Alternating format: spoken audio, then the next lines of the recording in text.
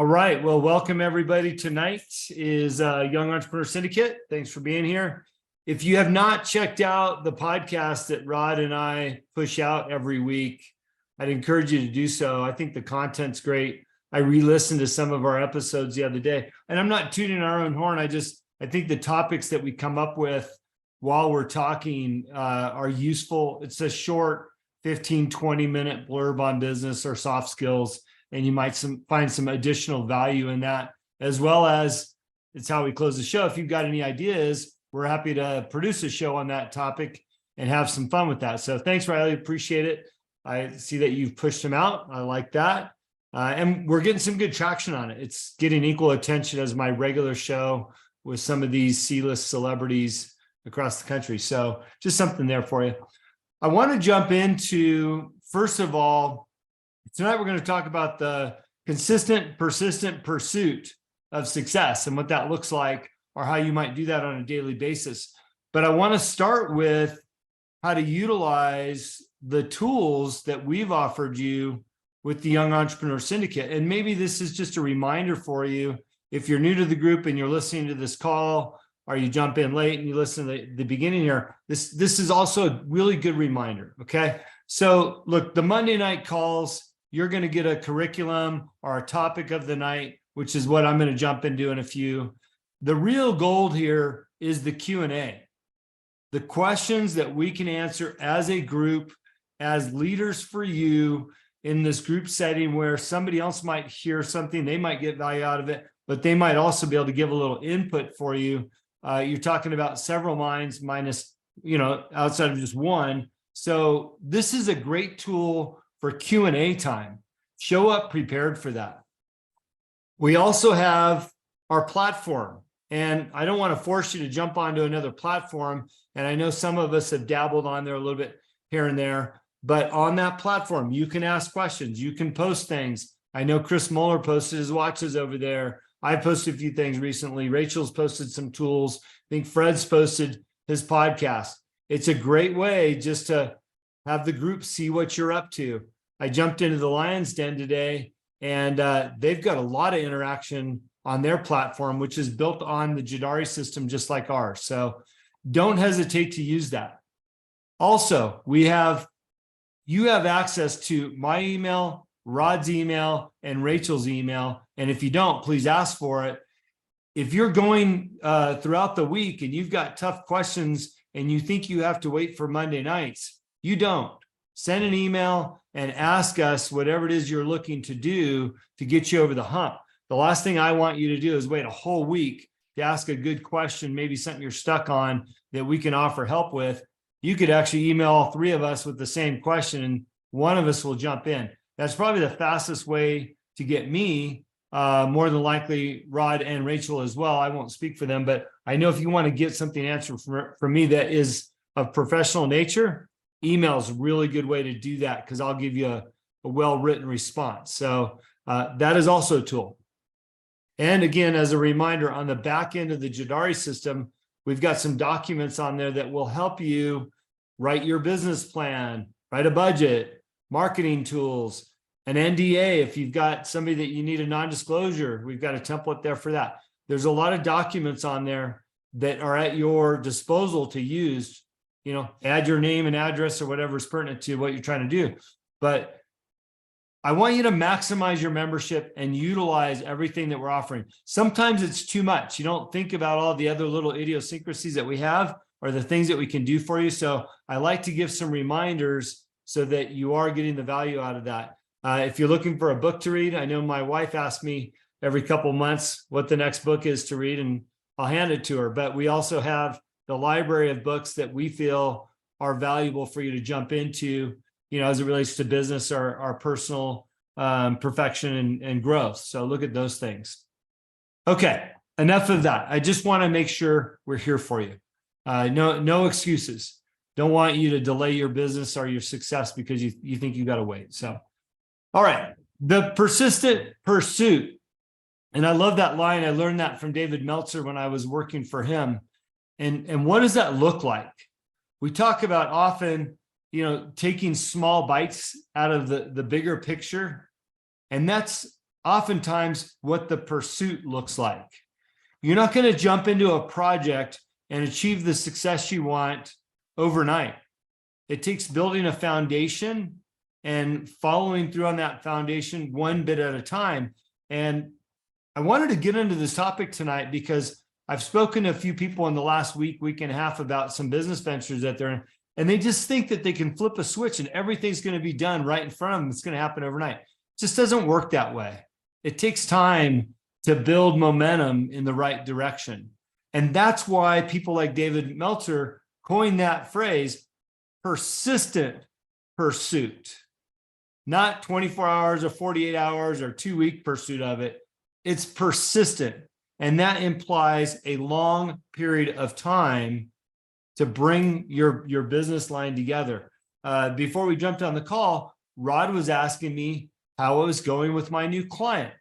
We live next door to I think it's a 30-acre ranch that boards horses. They also have an indoor arena, an outdoor arena. They've got a retail store that has a gun store, feed supply. They've got an Airbnb there, 2 units. And they came to me a week and a half ago to help consult for them to find revenue. And what's interesting about this business is they just bought it. And I say, Jess, it's almost been a year, but they're just still trying to get their feet under them. However, the prior owners had it for several years. There is no formal SOPs in place for just about anything. There's no business plan. There's a very light mission statement. There's very little to do with forward momentum, how we generate revenue, what our target goals are. It's really kind of in survival mode every day. And what's been interesting is I divided the project into 3 pillars. And I'm happy to share this because this isn't going to give away their secret sauce, but the 3 pillars that I did looking at the overall project is, one is what can we do immediately, not only as a consultant, but as a team that will start to take some cause and effect in a positive direction. And a lot of that's just cosmetic. And that will roll into number 2, which is building a marketing strategy with mission statement, business plan that will start to develop over time. And hopefully that cleanup job we're doing in Pillar A will help support Pillar B in the marketing and what we wanted to do for the business. And then in Pillar 3 is finding the revenue sources and ways to increase that revenue. So we combine all 3 together. However, there's not enough hours in the day to do all that at once. So we take little bites out of each pillar each day and move forward. And what we've seen in a week and a half is enough momentum that the new owner's wife showed up and she says, wow, things are starting to look different here. And when I look at the revenue, it's like, wow, we were up 2 days over last year. Not a lot, but a little bit, right? So you'll realize that as you take these baby steps or these little bites moving forward in the same direction based on, and I use the word pillars, but based on whether that's your business plan, your business strategy, your goals and objectives, if you start taking little bites on a consistent basis every day, you will see that momentum grow, okay? But you've got to build that foundation so that you can get into that persistent pursuit, right? And eventually that will lead to your success. I'm going to divert here for a second and talk about, because this is an easy correlation on, what you'll achieve over time. A lot of you know that I was consulting for Flag Nor Fail for a month. My wife, Samantha, who's on the call, she actually does all their social media and she oversees their athlete program as well. So she's got some big roles with those guys. Great company. You do a wonderful job. Dana Lynn Bailey was the first Miss Olympia. And every year she does her summer cut challenge. Basically lose weight for the next 8 weeks. Today is day 1. And Dana's taken some pretty hard hits from the public as it relates to her physique, because they want to accuse her of being on steroids or this and that. Well, the reason why I'm bringing this up is Dana has worked out every single day for 18 years. Dana has that persistent pursuit of her goal and what she wants to achieve. And that's a physique that is actually her business model and her tool to make money. And every day she works on that to achieve what she's got. No, she's not on steroids.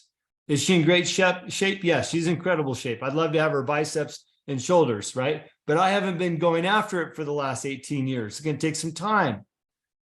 So I joined her 8-week challenge today, as well as Samantha, and we're going to give it a shot. We're going to pursue some physique changes over the next 8 weeks, but I realize it's going to take a little bit each day. And I'm looking at the tools that she offers, and it's very similar to the pillars that I talked about what I'm doing for this consulting job.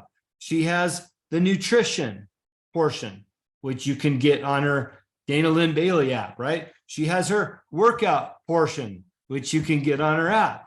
And then I would say her third pillar is that she has a communication tool where you can ask her questions, or you can get on, her social media and be encouraged by what she's talking about to the group, right? So she's got 3 pillars to help you pursue what you're doing. Exactly, Bruce. Gentle pressure applied relentlessly, right? And maybe relentlessly is a little bit harsh for some of us. I don't even know if you have to do it relentlessly, but gentle pressure applied often will get you there, hopefully on a daily basis, right? So when you start looking at different business models and you think about what is persistent pursuit looks like, all the successful ones have those pressure points that Bruce just brought up. So let's think about your businesses now.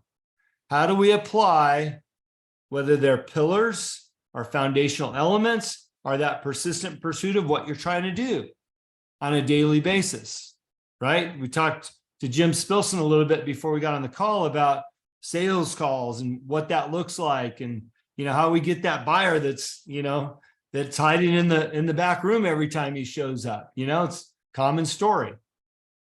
So let's just jump into a couple things that you can take notes on. And I'm going to use some of David Meltzer's practices that he taught me. I thought they'd be good as not only a reminder for me to go through this, but to bring them to you. And the first one is, and these will be the tools to help you apply that persistent pursuit or that gentle pressure Bruce related to. They're 5 daily practices. First of all, know your what, okay? Take the inventory of what you want for the day, aligned, as Dave likes to, trajectory of what you want in the future. Okay, I always look at a 5-year plan. What does that 5-year plan look like? So that's my future. What does a 1-year plan look like? Okay, so what is your daily inventory? A couple of weeks ago, I'd interviewed somebody on my podcast and I brought it up in here. He likes to check himself throughout the day. Where are you at right now? Think about where you're at right now on a scale of 1 to 10. It's 5 o'clock Pacific time or 6 Montana time. Where are you at right now on a scale of 1 to 10 in your pursuit of your goals or your business mission? Are you a 5? Are you 6, a 7, 8, 9, 10? Right now in my workout, my Dana Lynn Bailey challenge, I'm about a 3. I've nailed the diet today, but I still have to work out, right? So I know, like when I get off this call, I got to ramp it up and get downstairs to the gym. So what's your daily inventory look like? Does it align with your trajectory? And are you doing it every day, right? I'd like to say also, factor in what your core values are. Make sure that you're in consideration for your values. So if you're at a 3 right now and you've got to jump into family time like I do, I better find a place that aligns with my values to get that workout in. I need to spend time with my daughters, my family, and sit down and have dinner, right? So align where you're at with your values as well. Don't forget about that, right? Okay, number 2, and I love this reminder from Dave. Know your who. And this is in perfect alignment of how I open this call, the tools that we offer for Y.E.S. What he means by that is figure out who can help you and who you can help. All right, Rod offered to Jim, when we get into the Q&A, maybe we can bounce some ideas back and forth about sales and how to get to that buyer that's hiding in the corner, right? Figure out who can help you and also who you can help. That's number 2. Know your who. Number 3, know your how. And this is what we've talked about too, is being a student of your calendar. Your how is your time, your what, when, why, how you can do this thing, right? So looking at your daily tasks, if you're utilizing a task list like what we have on the platform, or if you've got your own task list, when can you schedule and do those things each day? Now I've got 2 new clients, this ranch next door, and I'm running a campaign for governor for Tanner Smith for the state of Montana. Both new, both started on the 1st of the month. I still have to sort out my calendar. I jumped in, I'm doing all the heavy lifting. One of them started on the 15th. So that's only a few days old, but I'm trying to figure out what my calendar looks like so that I can be effective on a daily basis. So right now I've got a little bit of this shotgun approach, and that's bad on me. I need to drill that into more of a rifle approach for each one of them so that each day is structured so they know what I'm going to be doing for them and I know what I need to accomplish each day. And that's knowing my how. Okay. I've downloaded tons and tons of notes from both these companies. And so my how is starting to dwindle those into a funnel and then focus on the priorities. So as an example, for the ranch next door, my top priority is to help them generate more revenue as soon as possible. So when I look at my how list with them, revenue generators first, marketing second, and then starting to get into the aesthetics of the property. Know your how. Build it into a routine. I've already admitted that I have to work out my routine and get better at it. Build your how into a routine and then make that adaptable so that you can be consistent with it. And that's the way that you're going to take those tiny bites. Now, if you get off track, if you built this routine, you can just jump right back in. It's a lot like that workout routine. Think about Dana's daily workout, right? She's got a nice app that I downloaded on the phone. If I miss a day, I know I can jump right back in the next day, and it's going to be a new calendar date. And she's going to tell me exactly what to do. If you've built your routine out and you miss a day or you got off track, don't be afraid. Don't derail yourself. Go, oh, I'm out of here, man. I can't do this. Just go right back into your routine. Even if you miss a few days, jump right back into your how and what your schedule looks like. The one that you set that foundation for. Okay. Also, another good one I like. Number 4 is know your now. And this is directly from Dave. 100% of the things you do now get done, which is why you should practice it. 100% of what you do now, you get done. I love that. Sometimes you just got to stop and get the job done. If you've got that list of tasks and you keep overlooking the one that you know is going to be the hard one because you don't want to do it, I want to encourage you, first thing tomorrow, attack that list and attack the hard ones. Don't let tomorrow go by without doing the hard thing on your list. Make it happen. 100% of the things you do now get done. If you're so encouraged, do it tonight then. Don't wait till tomorrow. But you've got to get it done, okay? Now, you should be creating deadlines for all the items that you've got that you need to get done for your projects. Want to start a new business? Create a deadline. You're going to need a business plan? Create a deadline for it. Then once you get that done, then you can move into step 2. And you might have multiple deadlines within one project, but know what they are. In the consulting business, I let people know in 90-day increments. This is what I want to accomplish for the next 90 days. These are my priorities. This is how we're going to work through it. And then oftentimes I will alert the client, here's where we're at on that, so that they know that we're achieving those small bites towards the objective. We should be doing the same things in our businesses, even if we're only accountable to ourselves, whatever that looks like.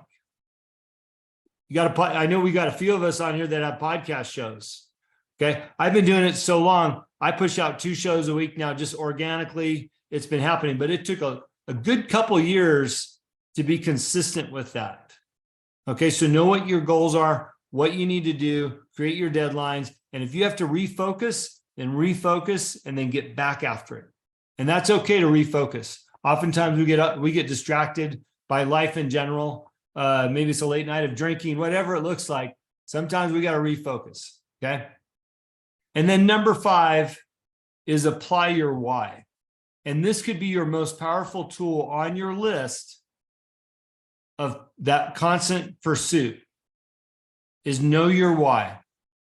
And for me, my why is always God and family first, always. So, you know, when this opportunity came to help with this ranch next door, it wasn't first on my list of things to do, right?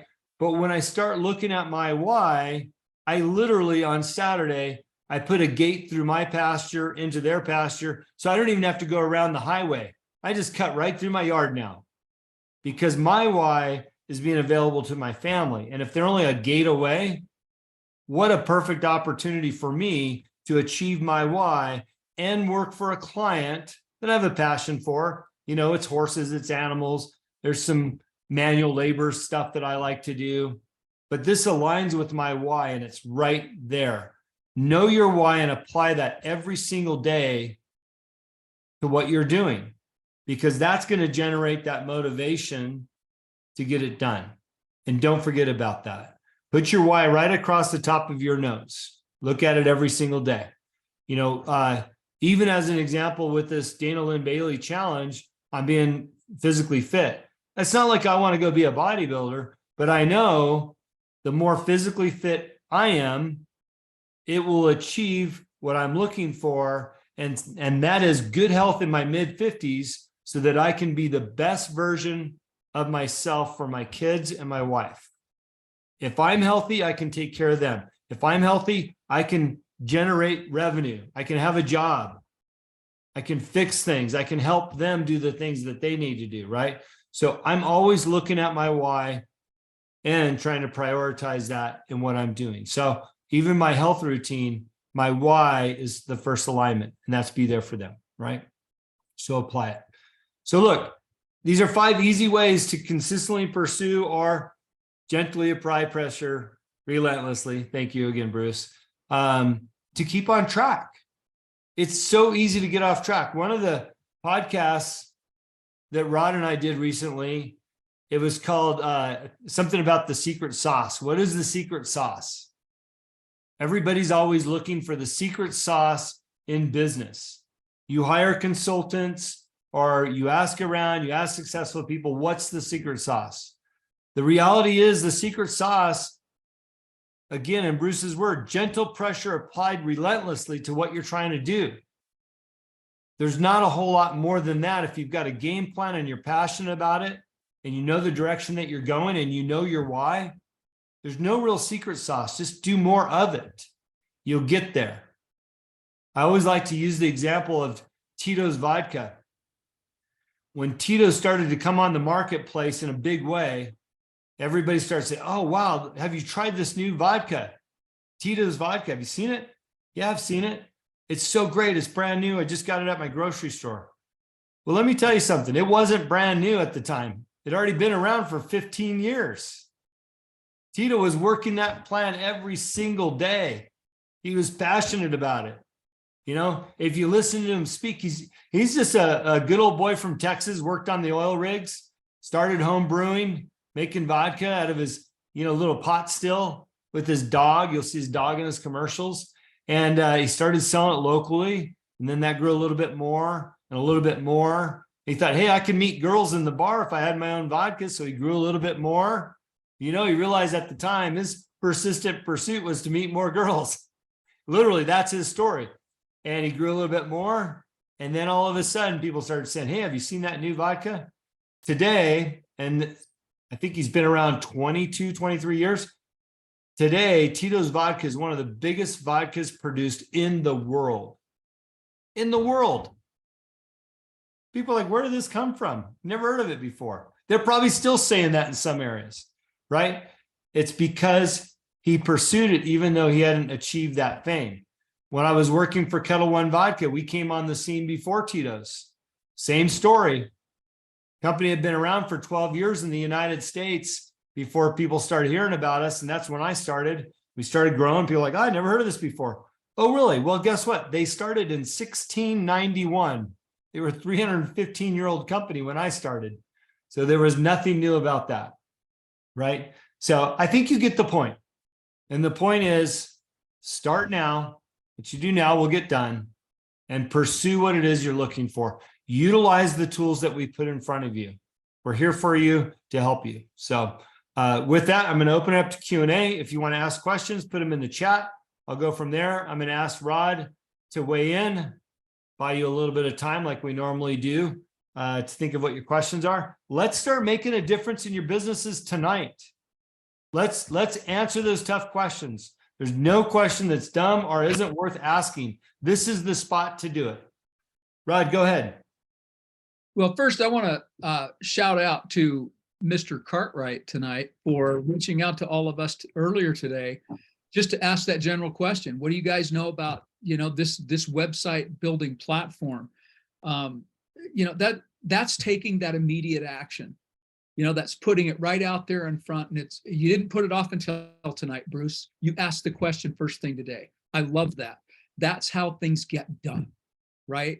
Just do it. And there's no reason to wait until next week's call or anything else. Jim, I really appreciate you bringing that up, that we are available. This group is available. And I'll say that first. So number two, your pillars, the business structure. You and I have been preaching this and teaching this to students. You have to have a plan. And whatever that, it can be written out on a napkin, right? Plan. It doesn't have to be some formal thing. We have the tools, but even if it's your daily plan, write it down because it does make it real. All right. And that it gives it structure. And we can't do this without that kind of structure. There was another thing, why I like hard copy. Know your now. What you do now, you get done, and keep track of it. Mm-hmm. I like, and it's not because I'm old school, people. I know I'm probably the oldest one on this call, or pretty darn close to it. And what I like is the fact that I have hard copy. I like having hard copy, and I can look back and say, I created that from nothing. I've talked about that before. That's very important to me, but that helps me keep focused and on track. And putting it out in front of you like that to remind yourself of it daily, Jim, you said, put it on your mirror, put it on the top of your to-do list, your why, so important just to keep focused. And I hope when we get into some of Jim's questions later, I'll have some ideas for that. So I have a lighting issue here. I'll turn it over to Mr. Cartwright. I see he's got his hand up. Yeah, Bruce, go ahead. Hey, couple of things. Thanks for the shout out, Rod. And just to bring everybody up to speed, what am I looking for? I'm looking for a conservative web host. I deal with the firearms and tactical world and a training world, and I don't want to continue to build the business and then find out somebody canceled me, or, hey, we're just going to shut your website down because you actually believe in the Second Amendment. So what started this, and just a quick shout out, my credit card processor is a company called Electronic Transfer from Incorporated from Spokane. They're very Second Amendment friendly. They put me in touch with a group called Public Square that does a conservative, it's essentially a parallel economy. They're the ones that recommended the Smart Way hosting, and I've got calls into the company. They're doing some evaluations for me as we speak. And then Jim, I saw the name of the local company that you said. So first thing to you guys, would you think it would be better to have a local hosting company or go to something that's bigger? Thoughts? Yeah, Bruce, what I would do is I would shop them both. Okay. I love Public Square. One of my closest investor friends is a major investor in Public Square, and chances are the founder of that will be on my podcast. I like what they're doing, and I think that their references are probably pretty solid, but I would get a quote from them. These hosting companies charge different fees. So I would get the details from them, and then I'd call Jason at Web Express. 100%, he's a conservative. They host websites. He is hosting Tanner Smith's for Governor site, which is a conservative page. Last thing we want is to be shut down as well. And that's who Tanner wanted to use, so I didn't have to price shop, but feel free to call Jason and price shop that, right? And then decide which one has the bells and whistles you want. The upside of somebody local is literally, and I know you're about an hour away, you could walk into their shop and solve any problems you have, or things that you want to get done because they're local, and you're stimulating the local economy in the state that you live in, right? So there's some values there, but I love what Public Square is doing and the resources that they have. Actually, this syndicate is advertised, and we do have a page on Public Square too. Okay. I'll reach out for that gentleman on the web hosting thing. At some point, I'd like to talk to you guys, and this may not be the venue, but about your candidate for governor, because we're not in Lake County terribly happy with Gianforte. Yep.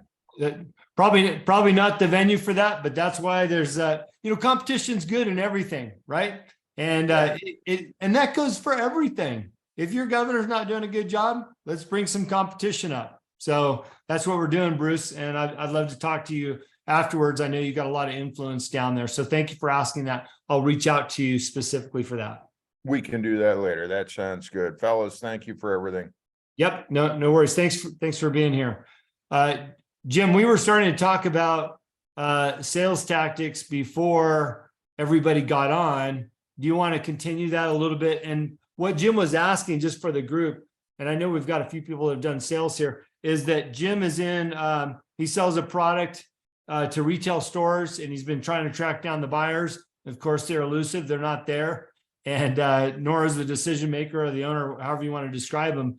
And he's gone in a couple times, and the suggestion is they may take 5 to 6 times. And what I'd suggest is that he drill that into a spreadsheet so that he can start narrowing down when the buyer is there, what the employees say he's typically there, numbers, contacts, et cetera. So kind of in a nutshell, that's where we're at. Jim, did you want to expand on that a little bit or ask it differently? No, I think sharing a little bit more about the product will help. Yeah, go for it. Because it's unique and it doesn't, maybe typical sales doesn't apply. The product is Cush Cube, and the owner of the company is Ryan Bowen, who is very big in the whole Sean Whalen Lions Den group. That's where I first saw him, ended up connecting with him. He provided, just merely based on the fact that I was in the Lions Den, he provided phenomenal wholesale pricing for me. And he really doesn't have any representation here in the Chicagoland area. So it's a right market to come in and start introducing a brand new product. And the product right now is a CBD THC gummy. I am someone, full disclosure, never had THC in my life, but for a business opportunity, I had some local connections that are starting to dabble in this market of CBD and drinks, not necessarily the THC, and it lended itself to a lot of connections right away. So it's just seemed like a great business opportunity, and the connections have not been a problem. Getting introduced to people has not been a problem.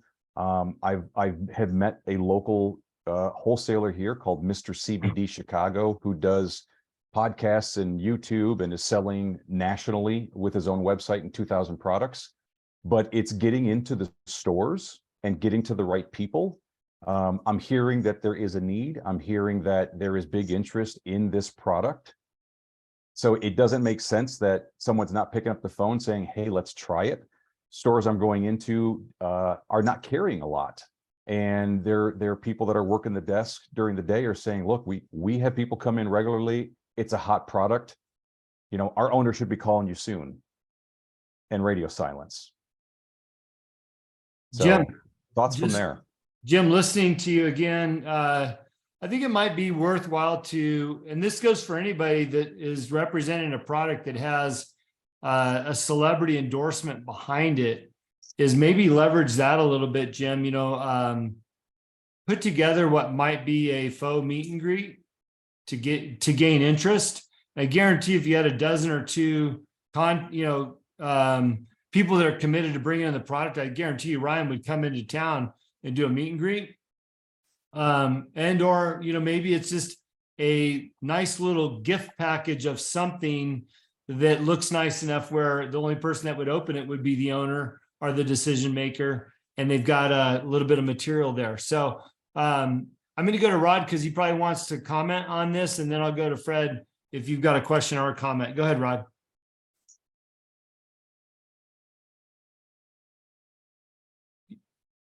So a couple of things real quick.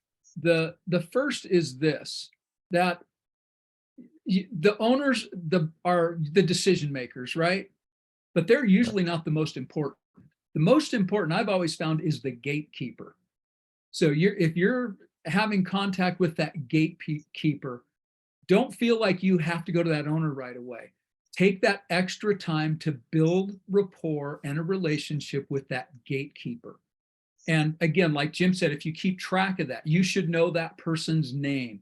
You should know what they do. I do the Lord technique, where are you from? Where, how long have you been there? What's your background? What their occupation is. Find out from that gatekeeper what they did before they worked there, what they do for recreation, what the owner, what that buyer, the decision maker does for recreation, right? So if you can build rapport with the gatekeeper, that gatekeeper is the one that you need. All right. You can always use that. And once you build that rapport, if you don't already have the buyer, that decision maker's phone number, his personal cell, his or her personal cell, you will get it. Right. And then if you're having trouble connecting, make videos, text a video of what it is and why you need to talk to that person. And like Jim said, you've got the celebrity endorsement. Use it like a teaser. You don't give your whole spiel. You do teasers. I've got something for you. We really do need to connect. I've got to show it to you in person. I've got this to talk about. Hit a couple of highlights, but do it with video on a text. Everybody answers texts. Emails, some people are just inundated. I usually delete 30, 40 emails a day. There are things I need to do. But you're more likely to get an instant response from me on a text. And I know doing Grant Cardone training, he's big on text and text video. It is effective if you can learn to master it. So now, step 2, before you do that, this is on your to-do list. If you have not already, we mentioned it on this platform before, you need to look at Cuddy is her name. If you look up body language, TEDx talk, and Amy Cuddy, Cuddy, spend 20 minutes tonight, everybody here, if you've not watched this TED Talks video on body language, because we all need it. Every one of us who's selling something, doing something, trying to influence somebody needs to watch this video. And before you make your little video for this person, before you make the call to the gatekeeper, you need to practice what this lady says. All right? You will learn a couple of techniques that will change the outcomes of what you're doing next. This goes for everybody on this call. Okay? Everyone on this call, watch that video and then actually do it. It's not hocus pocus.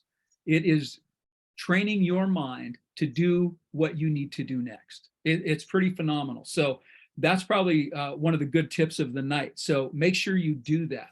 But the gatekeeper's the key, and then keeping track of that. Build that relationship slowly if you have to, but don't just keep chasing something that's the wind. Go for the one that's there. Okay, that's my advice to you there. It's actually a shortcut. It's the longest distance between 2 points, but it can be the most effective. Okay. Good job, Rod. Good advice. I was thinking about the gatekeeper back in the day. I used to love that movie Wall Street from the 80s. Bud Fox calls every day, finally gets Gecko. But you know what, Jim? You did a little bit of that with Ryan Bowen. You sent a message almost every day to him. Finally, he's like, I better talk to this guy. Fred, do you have a question, or do you want to weigh in? Doesn't matter. Just unmute and go for it. Yeah, so I wanted to weigh in on Jim's sales scenario here. I obviously follow Ryan Bowen. Sounds like he's putting a lot of money. I see a lot of interaction with Cush Cube online. And one of the things I think that people fail in pioneering a new product, even though that category exists, is it's not if, it's when. And so by building the rapport, like you guys had mentioned, is key, so that people in your region know that you're the guy when they finally become cognizant of you're the guy that sells this product, because they're probably not conscious of, what it is quite yet. It's a new brand. They're still pioneering, and one day it's just going to hit. You're going to be the guy, but you have to be persistent along the way, based on what we're talking about tonight, is that consistency, being persistent. But I've seen the product. The people that I know that have used it have raving reviews about it. Said it's unlike any other CBD that they've had, and I'm sure the hint of THC is the difference maker.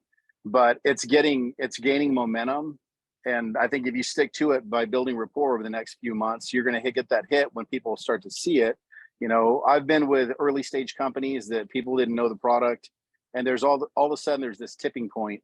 But you have to do the work in the beginning to make sure that the people in the industry know where to get it when that light bulb goes off for them. Early stages of mechanics wear, we had the most awkward deals come through. My first big deal with Pep Boys was because of the Sting, a wrestler, like the crazy wrestlers, the fake wrestling, was wearing mechanics wear gloves in the ring. And he was a huge Sting fan, happened to be the buyer for Pep Boys. I got my first $1 million PO. So, out of all the techniques and tricks, but it just goes to that pioneering, so you be relentless in your pursuit to build the rapport, and then it's going to swing around and come together. Because if I know Ryan Bowen, he's going to keep pushing this thing hard. There's not a day that goes by that he's not wearing a Kush Cube shirt at stadiums and all the things that he's involved in. So I think you're on the right track. It's just going to take a little bit of patience and persistence. So anyways, I wanted to key in on that. And then one thing that I wanted to add to the group tonight, I know we're supposed to get together, Jim, but I'm out on vacation and trying to balance my time out between family and Father's Day and people in and out. So hopefully we can connect this week. But what was interesting is Andy Frisella just interviewed Bishoy Kella, who accomplished the 25 hard or 75 hard program. And we had just interviewed him a couple of weeks ago, and it was phenomenal. The guy is a rock star, had gained up to 350 pounds. Now he's operating, I think, at 170, so he's 160 pounds lighter. But it was interesting. We've, been consistently doing the podcast, figuring out, our cadence, our vibe. I listened to the podcast today. Now, mind you, I knew the story already because we just had him on, but it was interesting. There was a few additional takeaways, but number one, I was thinking, shoot, it was kind of nice to be kind of in the same arena. Obviously Andy Frisella's got a huge following, but our podcast wasn't much different than his was, and pulling out nuggets for our audience. But there were a couple nuggets that came out, is that, when I had him on the show, I'm like, okay, well, what's the difference between, because he didn't mention it on Andy's podcast, but he has this guy, Mike, that's tagged in most of his posts. And he was the MVP that's what he called him on our show. He goes, this guy didn't let himself get to 350 pounds. This guy puts the work in every day, regardless. And so, he goes, I have to attribute a lot of my success to him, because he's the one that had already done 75 hard. He was getting ready to do it again. And, said, hey, you want to do this with me? And he went ahead and agreed. And then was able to get everything back on track, lose the 160 pounds. But he couldn't emphasize enough on the show that we had how important it is to have people in your circle that are kind of like, the people that already have this level of accountability. And when you have big goals, I think in business and fitness, it gets challenging and it gets overwhelming. So it's important, like this call tonight, I'm here at the beach with my family. I wanted to be outside, but I go, I'm going to take the time, get in there, because those little nuggets, that little nudge, that little push, is what helps keep on track. And then also you can kind of share in the journey of figuring out what works. And, both Andy and Bishoy had mentioned how keeping things ultra simple, and then also learning to honor commitments to yourself. They go, learning to honor commitments to yourself. When you start getting those wins, your commitment to yourself will accelerate your success in all areas of your life. And they said, each one of them said, we all know that 75 hard is more about mental strength, but they go, the physical is a bonus. But when you start honoring commitments to yourself, your constitution changes. And that really stuck out to me. I did a 30-mile ride out this morning, had the podcast on. It was amazing.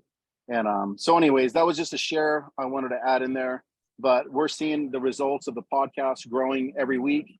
We're attracting bigger and, bigger names, people that are doing things of more magnitude. And it's been pretty rewarding. So we're pretty excited about that, amongst many other things. So anyways, that's my share for tonight. Awesome, Fred. Thanks for sharing that, and I appreciate it. And by the way, that those little pursuits of your guests and consistency on your podcast, you will see that grow and grow and grow.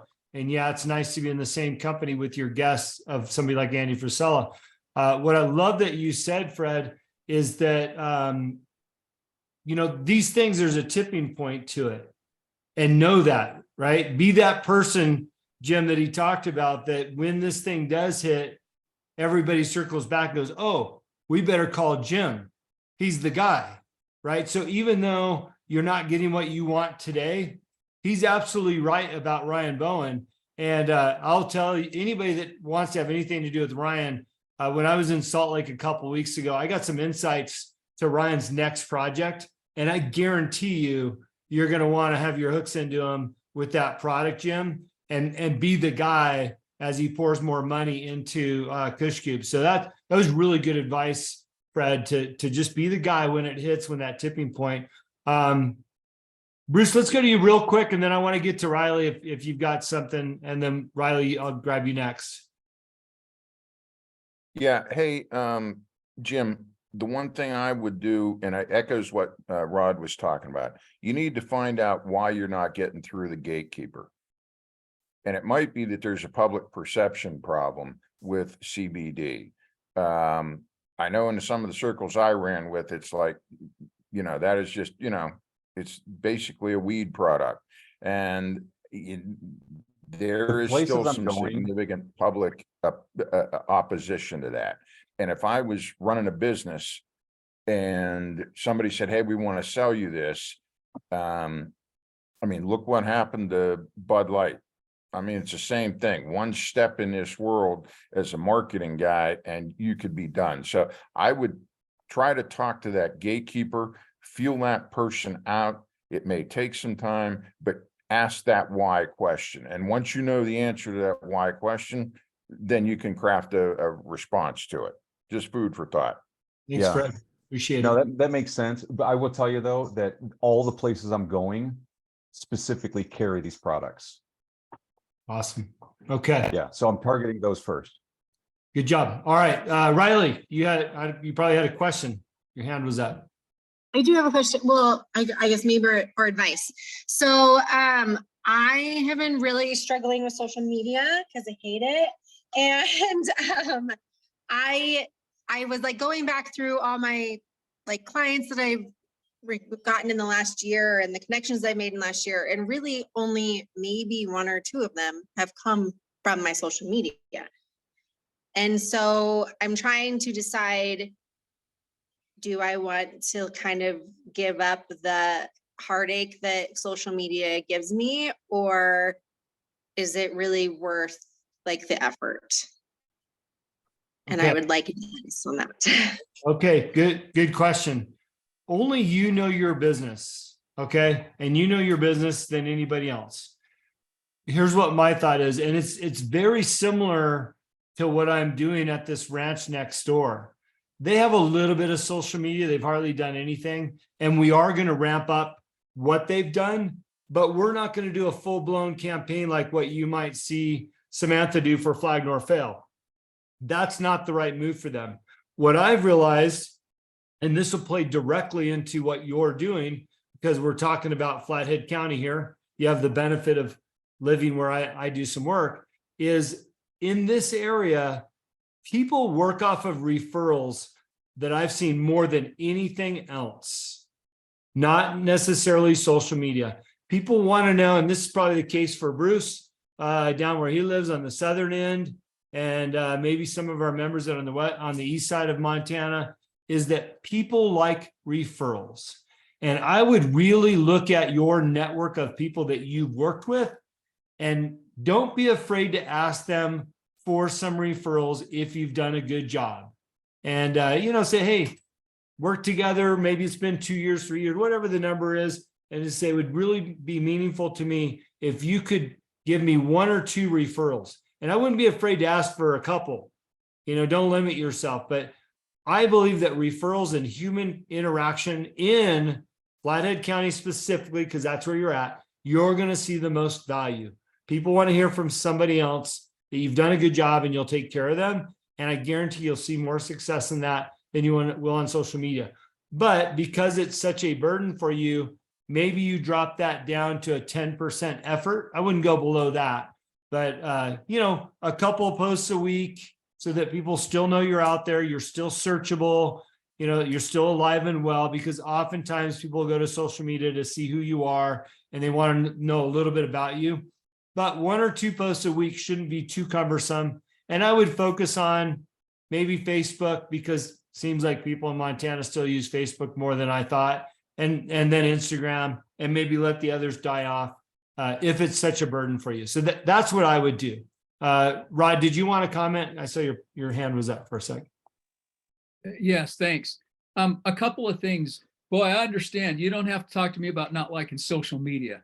From somebody who is neophyte to making a conscious effort to embrace this, Riley, I get it.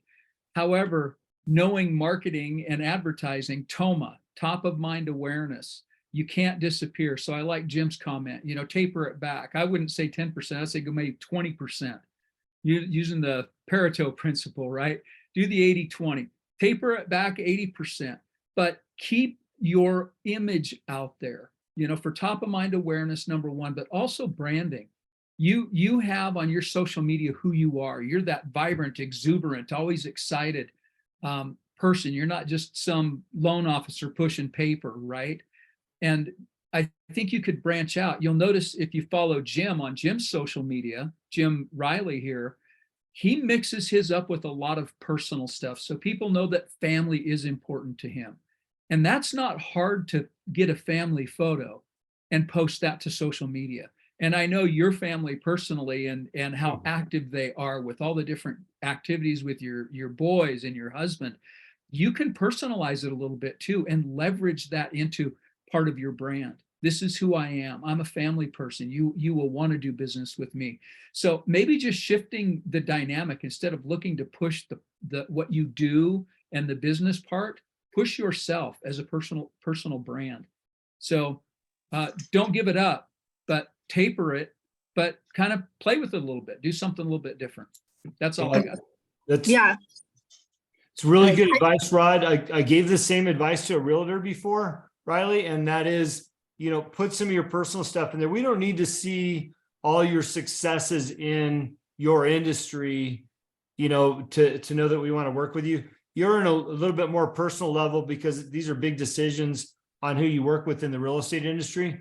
It'd be nice to know the person behind you. And that's a lot easier to do that because you're interacting with your family regularly. So hopefully that helps. Do you have another question or comment? No, that does help. It kind of led me into my second question, which I think you guys basically answered it, is that I was trying to determine, okay, if I continue with social media, is it important? Because I've always kept just my personal social media because I specifically didn't want it to be just, I'm a loan officer. I wanted it to be personal. So do you feel that should I get a business social media? Like, should I create a business Instagram page, or do you feel that I'm good just keeping my personal pages that I've grown already? I think you're good keeping your personal pages that you've grown already. That's the world I live in. I tried to maintain 2, it didn't work. Yes, I've got some businesses that are, much larger than just myself and what I do. So they do have their own pages. I don't think you need that for your industry. When somebody wants to work with a loan officer, like I said, it's a little bit more personal. They're going to, as one of my clients said, they're going to lift up their skirt and you're going to see everything, right? They want to know that you're a real person and that they can trust you, and that, the fact that you have a family is like, okay, this isn't some slime ball that I'm going to divulge all my secrets to, right? So I think you're fine with that. I think your bio needs to have, what you do for work. And if you do a link tree, Instagram now has its own little link tree. You can put your business on there and people can find the website of your company and know that it's all legit. So that's what I would do. And just try to keep it alive a little bit so they can figure out who you are. Perfect. Thank you. You're welcome. All right. We're right at that 1 hour. I want to be respectful. A reminder, the things that you do today are the things that are going to get done. Fred, thank you for calling in on your vacation. I appreciate that. You're right. These little nuggets will keep it going. And everybody else's comments tonight. We'll see everybody next Monday. If you need something in between, the door is wide open. Couldn't be any more clear than that. So good to see everybody. Talk soon. All right. Good night. See you Thanks, next Tom. week.